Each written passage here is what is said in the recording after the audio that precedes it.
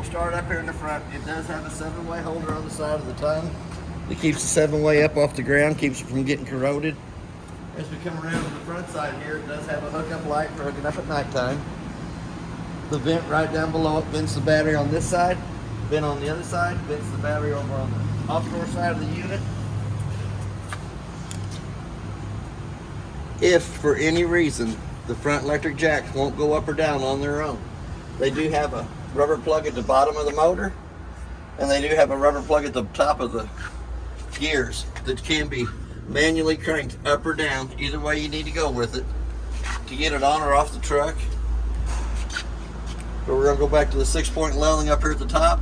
For any reason, any of the jacks ain't working, all of them have individual fuses. The individual fuses need to be checked before you have to manually crank the jacks up or down.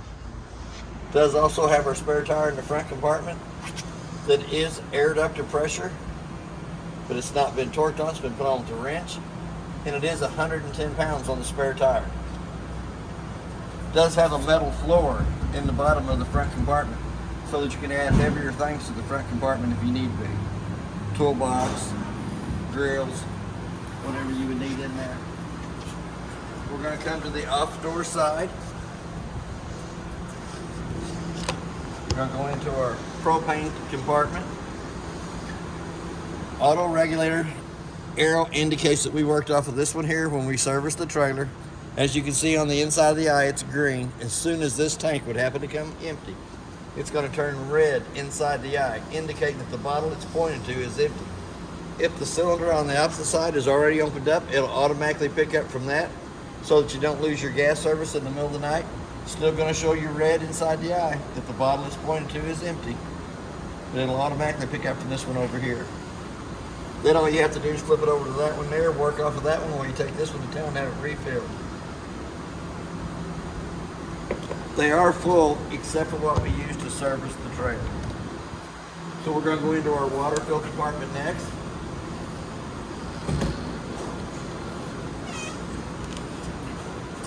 It does have a manual crank handle on the front wall for cranking the slide rooms in or out. For any reason they won't work on their own, there is a manual way to crank those in and out. So we're going to come back up to the 6-point auto leveling. We're going to turn it on. Okay, it says ready, 13.5 volts.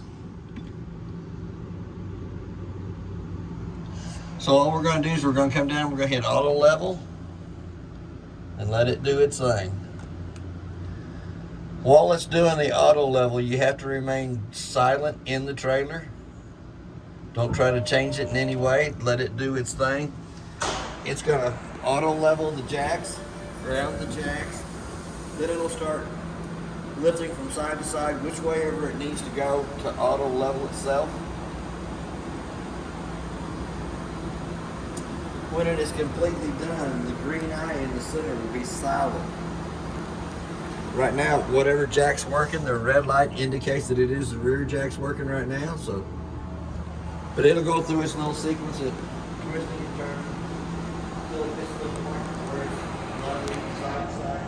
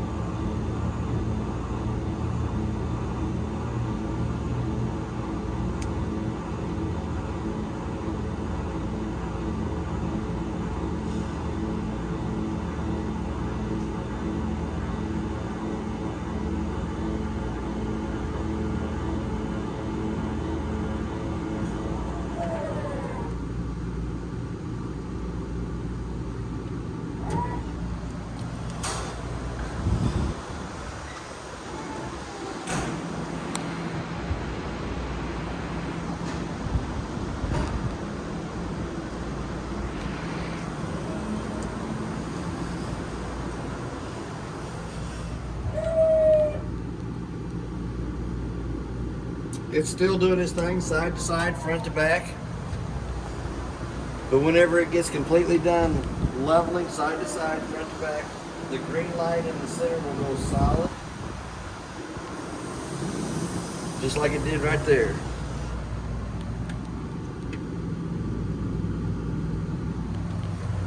But on the ground control 3.0, it does have instructions on the door right by where the touchpad is. Shows you how to drop the unit off or reconnect to the unit. It also goes through the notes that tells you you can check the level from side to side, front to back, the auto level. It just gives you every scenario that you would have to go through. It also shows you which one each of the buttons are on it for what it does. Pretty handy little deal.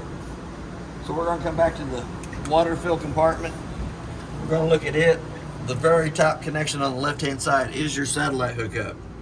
There is also a hole in the bottom of the compartment over here that you can bring your satellite, park cable hookups, and your water hose up through so that you can leave the two big doors shut. The connection right down below it is for the park cable. If the park that you're at has cable, you can hook to their cable and you'll have the same cable they have at the park on your TV on the inside. So right to the right of that is the winterizing system. It is in the normal operating position now. But when you go into the winterize, it does have a cord here on the side that comes out, goes down inside your antifreeze jug, and will suck antifreeze through the whole system of the trailer. Of course, you have to take the cap off the end, but it actually tells you how to winterize the unit to the right-hand side of that. Right down below it, there is an outside shower that gives you hot and cold running water to the outside of the unit on the off-door side. We also have our city water fill connect to the left-hand side, our freshwater tank fill to the center, and the front black tank flush, which flushes the black tank in the bathroom forward of the trailer. There's going to be another one on the back that does the half bath in the back. We'll show you that in here in just a minute. But these connections out here, anytime you hook onto them with the water hose, they need to have a pressure regulator on the hose, which cuts your water pressure down between 41 and 45 pounds of pressure. So we're going to go right out of here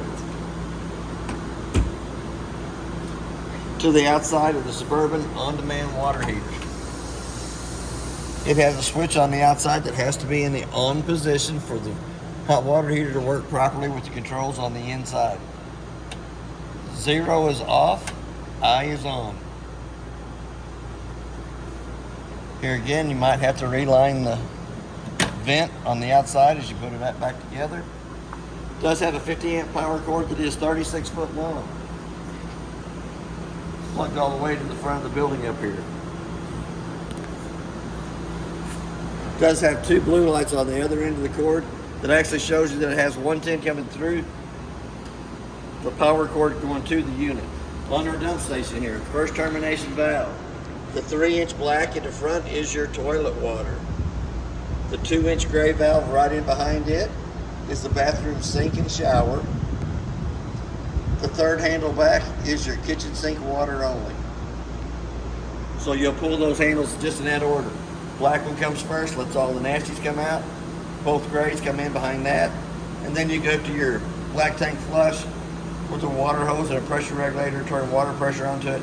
It'll help clean out the inside of your black tank that much better. As we go down through here, it does have a hood range. For the hood range to work properly, the two tabs on the outside have to be lifted up, allows the flapper to flap. But while you're traveling down the road, you'll want to make sure that those are pushed back in place and secured so that it doesn't sit there and flap till it breaks out. Lug nuts on the trailer's been torqued at 100 foot-pounds. That's what's recommended on the side. And the tires on the unit are air ducted pressure, which is 80 pounds on the side of the tire coat. Right behind the back jack is the drain line for the freshwater tank. It is a white valve.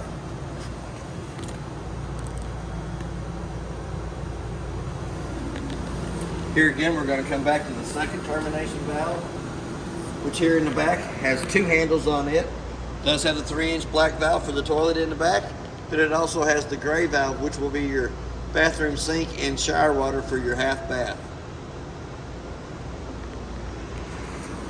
We're going to come all the way here to the back of the unit.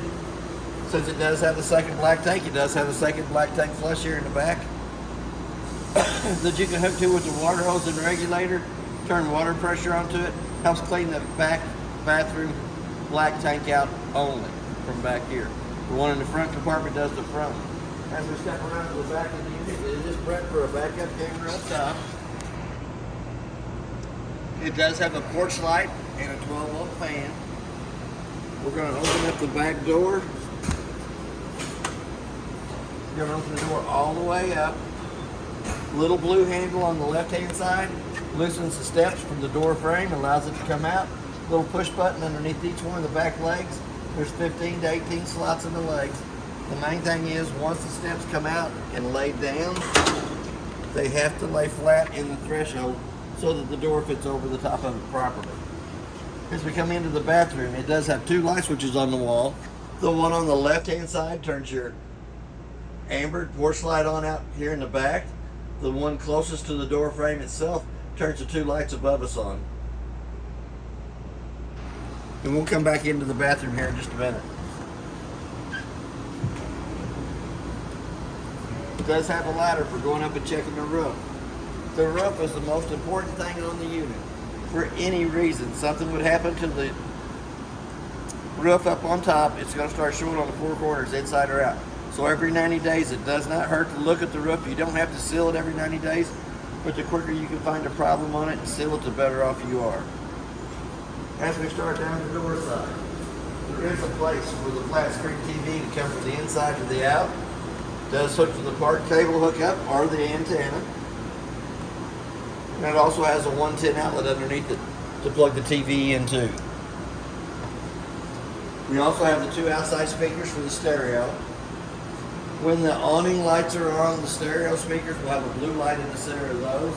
We're going to skip right past the front door for now.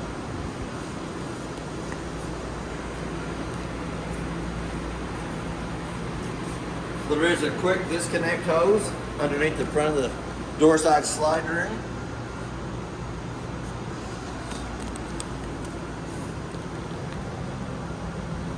And then we have our two low water drain points right in front of that. The red is the hot side of the water system. The blue is the cold side of the water system. You'll use those for winterizing and de-winterizing of the unit and in between trips. So our next connection up is going to be the outside of the furnace. It's going to suck cold air in the front, hot air out the back. It doesn't have flames coming out, but it will send your hair if it lights while you're standing in front of it. We're going to go into the main compartment on the door side. It has its own light to the side over here. It has its own beverage opener to the right of the light.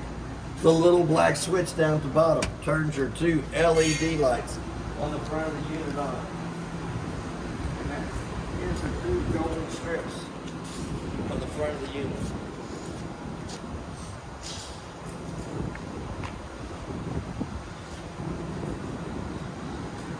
That's what the little black switch is for. So we're going to come right down, back behind it. Right down below it is a battery disconnect, so that if you're not going to be using the unit for a while and you don't want the batteries to get drained, because it does have a couple of appliances on the inside that'll drain the battery, you can turn the key to the off position and pull the key out. It's pretty simple. You flip it over there, pull the key out, put the key back in, turn it back to the on position. We also have solar panel, digital readout up on top of the unit. And we also have the little hooker for the dog, so that if you want to keep the dog out of the front of the unit, could be the husband. We're going to come right back up, and we're back to where we started at on the outside of the unit. So we're going to go back to the front door on the door side of the unit.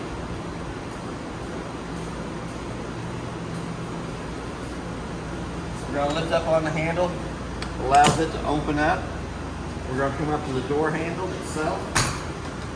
We're going to open the door fully extended. can already feel the cold air coming out. So here's just like on the back door. Got the blue handle on the left-hand side that loosens the steps from the door frame. As it comes out, you have the push buttons underneath each one of the legs for adjustment.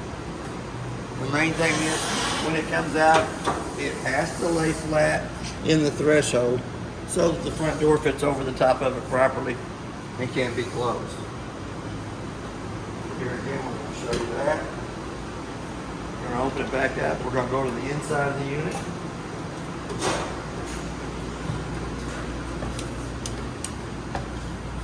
It does have a working fire extinguisher on the left-hand side as we step in. So we're going to come back up here to the top. The switch right above us is for the awning, to run the awning out on the slide room itself. Not going the right way.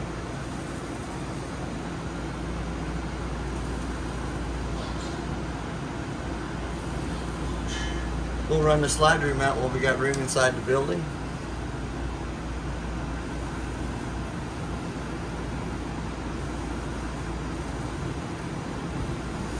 Then you want that running down so the skirt's hanging straight up and down. There is one more awning on the unit. We're going to run it out next.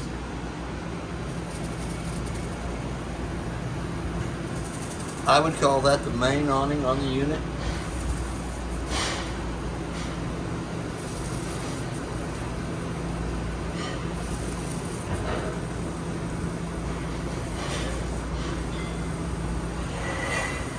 Here again, you've got to run it out till the skirt's hanging straight up and down. And there is a pinch point on each one of the arms that you can pull down against. It kind of breaks it down, puts the pitch of the rain coming off this corner here. If you grab a hold of the bar in front, it puts the pitch of the rain coming off this corner of the awning on the front on the slide room. But before you roll either one of them back up, you have to push the center bar back in the up position before you're rolling in, because it actually comes in and lays inside the cradle on the arms on the unit. So we'll step back in here. Did you see the awning lights too? They do make a difference.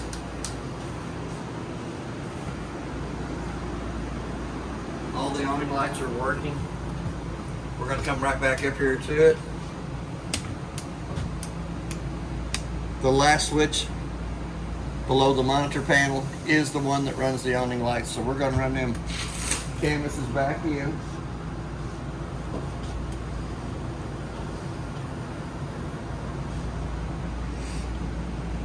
I got a theory on the awnings too. If you're not sitting underneath them using them, put them up. It just takes a push of a button for about a minute to roll them in or out. But it is one of the most expensive parts you'll put on the trailer itself.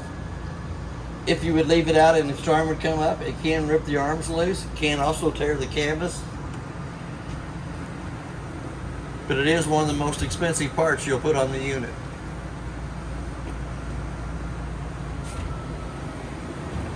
And you want to make sure that when you roll it up, that the top roll of canvas is up against the unit. They can be rolled up backwards. So we're going to come back down to the Suburban on-demand water heater and turn it on the inside. It ain't coming on, so we're going to go to the switch on the monitor panel and turn it on, which lets the controls come on for it. You can dial your temperature up and down.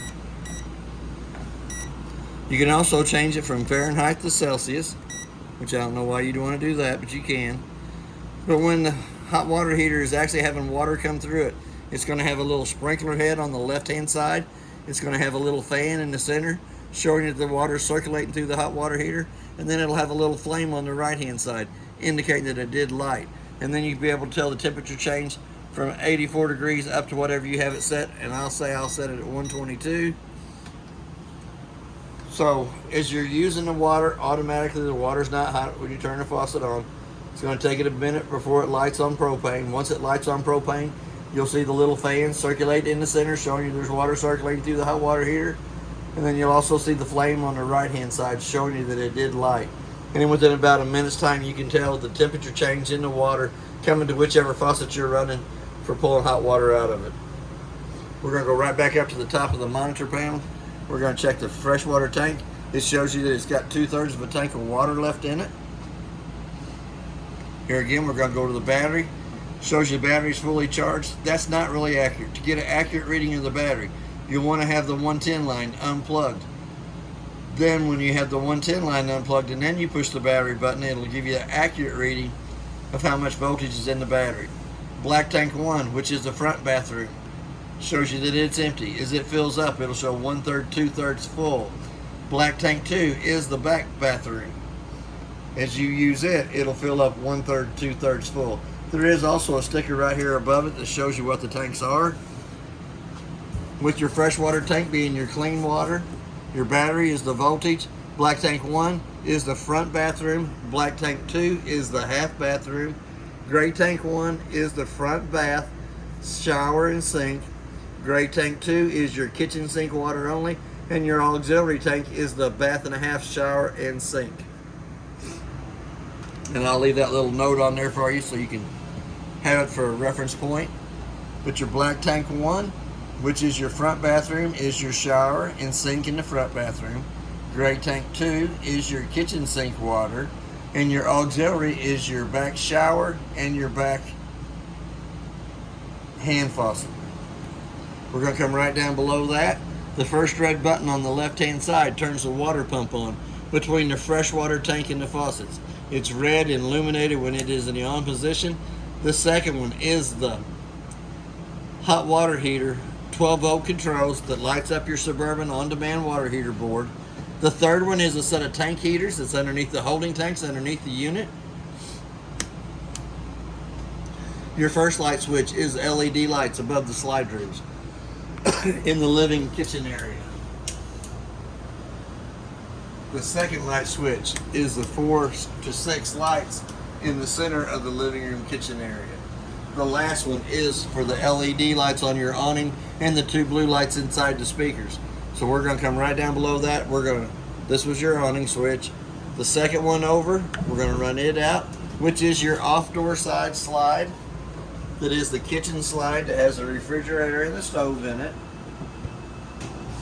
It's always good to make sure there's not a tree or a vehicle pulled up along that side before you run it out.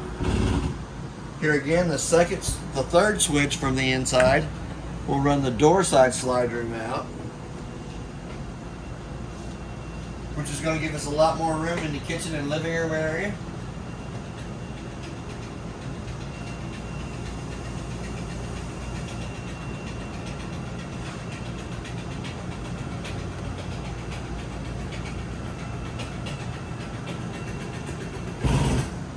And then you got one more slide and switch button on here, which is actually the second bedroom to run it out. It's the very last switch on the wall.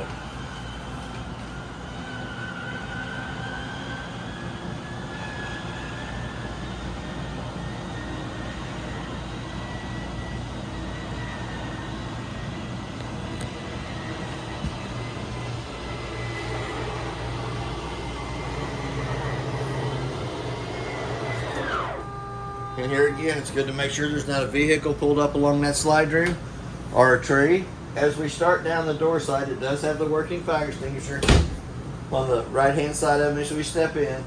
It also has a 110 outlet on the off door side of the kitchen sink. There is 3 sets of keys for the unit.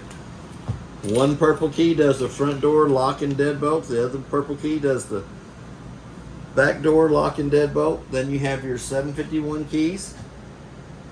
And you also have your black Bauer keys that does your outside slam locks. And there should be 2 of the 751s. Nope, there's a 751 and there is also a Southco. But there is 2 sets of keys for the unit. We're going to come right over to the kitchen table. The light above the kitchen table has a little push button in the center of it to turn it on and off. There is a little bit of storage underneath each one of the benches here. It also has an extendable leaf on the table that pulls out. Little metal handle comes out and holds it in place, but that leaf has to be in the in position when you run the slide rooms in or out, or it'll come up and hit the kitchen island. The 2 lights above the recliners have to be turned on by hand. They both have a little push button in the center of those. There is also cup holders on either side. If I can hit him with my own crooked fingers. Does have a light in the cup holder. Does have a light underneath the chair. Cup holders light up. Underneath the chairs lights up. Does have a pull cord on either side, on the outside of the recliner for lifting the seats up. Since it is kind of a bedded area, it isn't marked with a red handle, but that also, the window behind it can be used for a fire escape. You can pull against the black T-handle, slides over, slides your screen all the way over, and gives you an access point to the outside from up here in the front.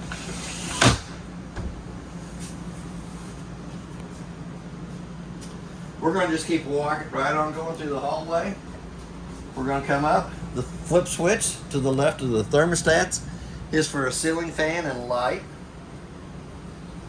The air conditioners, we're going to turn it back off and we're going to come back. We're going to turn it on and it gives you your fan speed first, which is low, fan speed high, cool, cool low, cool auto, and cool high. And you'll dial your temperature down for what you want the room to be set at for that. If for any reason you wanted it off of air conditioner and over to furnace, you hit that mode button one more time, brings you down to the heat. Hit that mode button one more time, it brings you back to the off. So we're going to go right back through and set it back on cool. The bottom thermostat runs the bedroom air conditioner only. And as you can see, we're already in the cool position in the auto and on the high switch. When you hit the button next time off it, it just goes to off. It does not control the furnace. So we're going to turn it right back on. Same way here is fan high and low, cool, cool low, cool auto, and cool high. The light in the hallway has to be turned on by hand, little push button in the center of it. We're going to open up the bathroom door. Does have a light switch on the right hand side as we step in. Excuse me. Also has your GFCI outlet in the bathroom, in the main bathroom up front. We also have a fan switch here on the wall that turns the fan on above us. But it does have an open and close. It is in the open position, so it'll be pulling smoke out. If you flip it over to where it's cold, you can see that it doesn't pull it out. It also has a single foot flush on the toilet on the right hand side. There is directions on the back of it for how it operates. Then you got a little flip switch here on the latch that opens up, allows us into the shower. Here again, you got hot water on the left hand side, cold water on the right hand side. Does have the off and on button up here at the top. But when you're traveling down the road, you're going to make sure that the lock is secured on those 3 glass doors so that they don't sit and slam back and forth till they bust their way out. It does have a 2-drawer medicine cabinet up at the top, 2 shelf. Also has a pretty good sized cabinet space down below. Here again, you got the hot water on the left side, the cold water on the right side. Doesn't have water coming out till you pull up on the handle. Here again, we're going to go back to the fan in the ceiling. Still running. It has an off switch at the bottom that turns it off. We're going to step over into the master bedroom. I left the door open on it so we can turn the light on. We can also run the slide room switch to run the slide room out.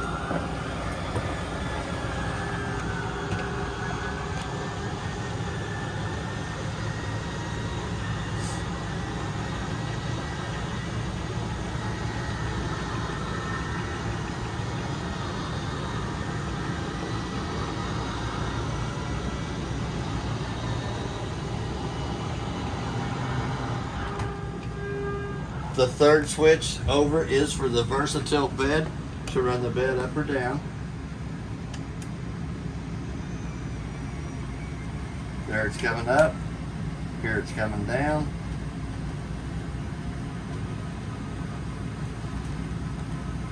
When you run it up or down, you don't want to have any weight on it. Yes. Can't have any weight on the bed while you're running it up or down. So we're going to take that back up again. It does have a 110 outlet on either side of the master bed up front. It also has a USB port on either side of the master bed up front. The one on the off-door side is a little harder to see. It is mounted right to the side of the bed. But there is a USB port and a 110 outlet right there. The two lights above the headboard of the bed have to be turned on by hand. They have a little push button in the center of those.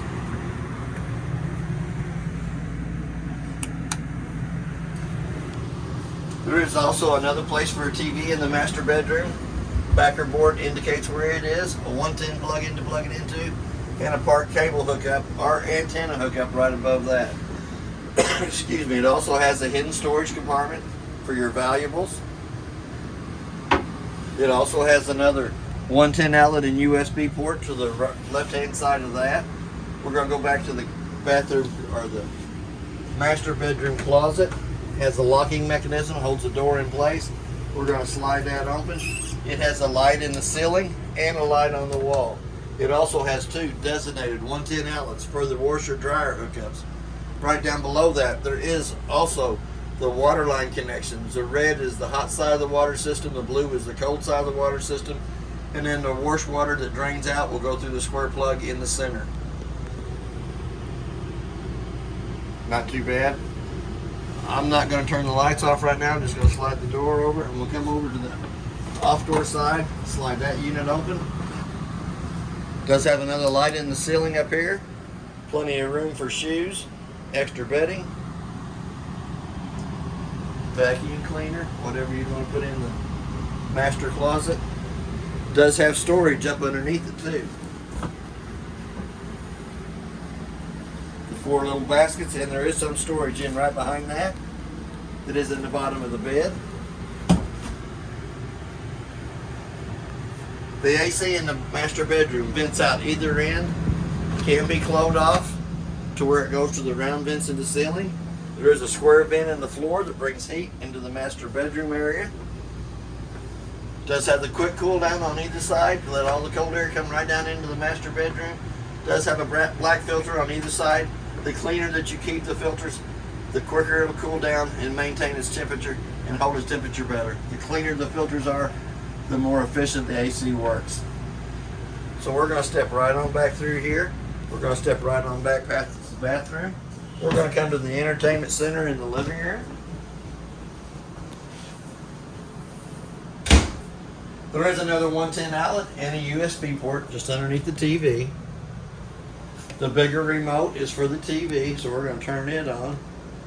And if I'm not mistaken, it got 42 channels on the TV the other day, working off the antenna on the ceiling and the power booster in behind the TV. So it's going to do its little thing. Here in just a minute, it should bring up the TV screen. The itty bitty remote is for the fireplace. Turns it on and off. You can change the temperature from off to low or high. You can change the color of the rocks in the bottom. If you leave it on the green setting, it'll rotate between all the colors. You can also change the color of the flames. And you can set it between a half hour and 9 hours to run and then be shut off. TV station that the TV picked up is the Quest station, which is about 80 miles away from here, but that's not too bad of a picture.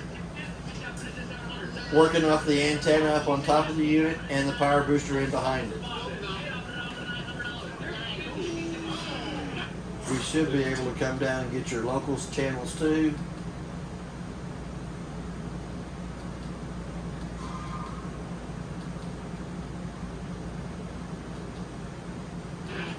We'll come down to the news channel. You can also get the weather on channel 4, and you should be able to get it on channel 2 too. That's not too bad. That's 80 miles away from here, working off the antenna on top and the power booster. So we're going to go ahead and shut it right back off. It does have a stereo that has a push button operated. It does have speakers zones 1 and 2. Zone 1 is inside. Policy for you even if you have type 2 diabetes. So we're going to turn zone 1 off. We're going to leave zone 2 on. We're going to crank it up to where you can hear the outside speakers. We're going to turn it back down. 93 We're going to kick it into where the inside speakers is on. But that radio station's about 80 miles away from here too. It is 103.7, The Bull in St. Louis. Right down below that, there is the breaker box for the whole unit, being marked from your left-hand side to the right, exactly what they are as they come through, with your 50 amp main being in the center. Car fuses on the right-hand side from the top to bottom. The first 5 of them are lights in the ceilings. Radio, furnace, I can't really read what the last 2 are, LP detector and maybe water pump.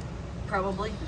Doesn't have a, it has a red light on the right hand side. For any reason any of the 12 volt fuses would blow, it will have a red light on the right hand side indicate that it's blowed, and can be seen through the vented cover in the front.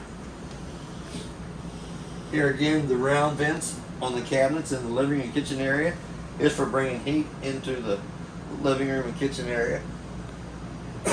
The round white vents in the ceiling are for the AC. We also have a LP carbon monoxide detector off to the left side of the kitchen sink. That's going to make that annoying little sound. That's if it smells LP, and if it smells carbon monoxide, you're going to hear that little noise. And it should go off twice. Here again, we're going to come into the pantry. The pantry has a 110 outlet down at the bottom right hand side of it. And as soon as we step in, automatically the light above us comes on. It is a two-way light. It's either on 24/7 or it's motion censored to where when you step into the closet it comes on. But it gives you 3 pretty good sized shelves in there and a pretty good sized floor space for something heavier if you want to put something heavy down on the bottom. Here again, the lights on either side of the stove have to be turned on by hand. They have a little push button in the center of them. We also have a 110 outlet to the left-hand side of the kitchen stove. We're going to come back up to the microwave. When we go to the microwave, it has a clock button. Let's say it's 10:30. I know it ain't 10:30, but we'll say it is anyhow. We're going to push the button to a clock button until the 2 center eyes is flashing. The reason for setting the time on the microwave is here at the shop. If I'm working on the unit, I turn the clock on the microwave. If somebody comes by and unplugs my unit to plug their unit in, it won't have the proper time, and that way I can usually go back to the refrigerator, check for food inside there, and then usually go back out, unplug their trailer, plug mine back in, and have them plug into a different outlet. Here again, we have a light for the stovetop for cooking, fan to bring smoke from the inside out. For that fan to work properly, the 2 tabs on the outside hood range have to be lifted up. Allows that flapper to flap on the outside. Here again, we're going to come into the glass stove top. It's not a heating surface. It comes up 2 times up out of the way, and it does have warnings on the front there. Don't place your pots and pans on glass and try to use them to try to boil water. So we're going to lift it up out of the way. We're going to turn the button on the right hand side on, which illuminates the valves to each one of the burners. We're going to turn it up to where it says pilot on, using the striker on the left hand side to light all 3 burners up on top. Now that the burner's got gas coming through them, the blue light went off and now it has a red light indicating that it has gas coming through the valve. So we're going to turn them right back off. We're going to go right down here to the oven to light it. You're going to turn it to where it says pilot on. Push down on the knob using the same striker on the left hand side to light. Sometimes it takes it a little bit longer to get gas coming down to it.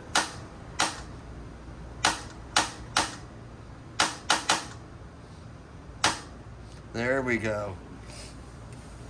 You're going to keep the button down on the valve itself. Let the pilot light heat the thermocoupler right above it up.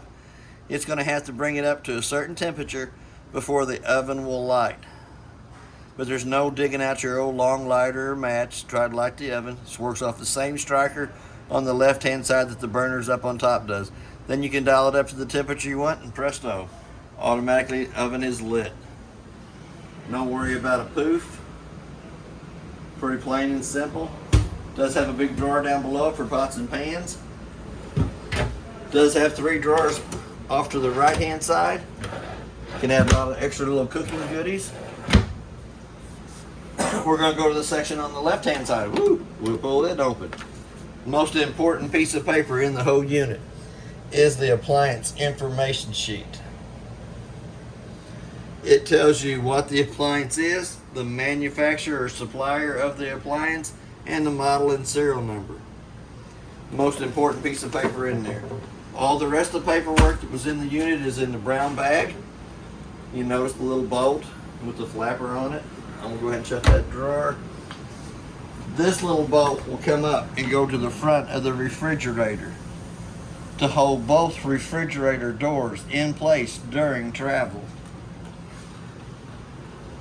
Put that in, tighten it up a little bit. Can't get the doors open. We're going to take that back out because we're not traveling down the road yet. We're going to pull that back out, sit right over on the information bag. We're going to open up the refrigerator. Ta-da! Lights on both sides, freezer and refrigerator. We're going to close the doors. Then it's going to tell you the temperature inside the refrigerator and the freezer. Should be -2 degrees on this side over here and 36 degrees in the refrigerator. It does have a locking button so you can lock the temperature on it. There is quick instructions in the very bottom of the refrigerator. Tells you how to get to that port. Also has the quick instructions up on the right hand side. There is 6 settings that you can set the refrigerator for. You can make it a little bit colder if you wanted, but you have to take a chance on your milk freezes inside the refrigerator. But it will drop your freezer temperature down. You can run it up to the next degree temperature, which is right below 40. Either way you wanted to run it. Quick paperwork shows you exactly how to operate it. Here again we got a bunk loft up in top. So I'm going to pull the ladder out. Push the little light button on up at the top. There is 3 connections up there in the top, 3 110 outlets. There is also a USB port. There is also 2 hookups for TVs, one above the bunk on the right hand side and one to the far left hand side over here. So that the kids don't even have to watch the same TV channel. If they can't get along and can't watch the same channel, they can have their own TV channels. There is also a strap on the off-door side of the unit for them to grab a hold of so when they're getting up into the lofted area from the ladder itself. The old man like me had to use it too. Here again, before you run the slide rooms in or out, the steps have to go back up into the wall and be secured in place before you run the off-door slide room in or out. We're going to go out into the, I call it the second bedroom. Does have a light switch on the wall. There is another place for a TV here. Works off the part cable or antenna, a 110 plug-in to plug it into, and a USB port. It's got everything. Here again, the 2 lights above the headboard have to be turned on by hand. They have a little push button in the center of them that turns them on and off. There is also a 110 outlet on either side of the master bed. I think that one's right behind your leg over there. Ah, there it is. And then we have the 110 outlet and the USB port on the left side of the half bed. I call it a half bed. It's not really, it's a queen size bed, but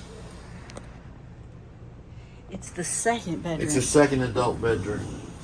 It does have a privacy door between the bathroom and the bedroom. Also has a 110 outlet on the wall. 2 light switches. This one here turns your amber light on your outside on. That one there turns the light right above us on. It also has a fan that you can push out against. Little black button at the top turns the fan on. That little screw right there cost me 8 hours work. I ain't gonna go into detail with it, but that little screw cost me a lot of work. Here again, we're gonna go underneath the toilet. It does have directions on it. You'll push halfway down, fills with water, push all the way down, fills and dumps. Pretty good sized cabinet space here in the back. That paper towel or toilet paper holder was already held. Does have the second shower back here that gives you hot water on the left side, cold water on the right side. Does have the privacy door for the shower. Push against it and opens up. We're going to come back up here to the top. We're going to turn that little fan off. We're going to walk back this way just a little bit farther. does have pretty good size cabinet space on the right hand side. 4 master drawers for extra clothing. And we also have a clothes rack on the back that you can dump your clothes off into to take to the laundromat, or if you want to put the washer and dryer in this unit, you can do that too. That is basically everything on your unit. If you have any questions, I'll try to answer them the best that I can, and thank you for your time.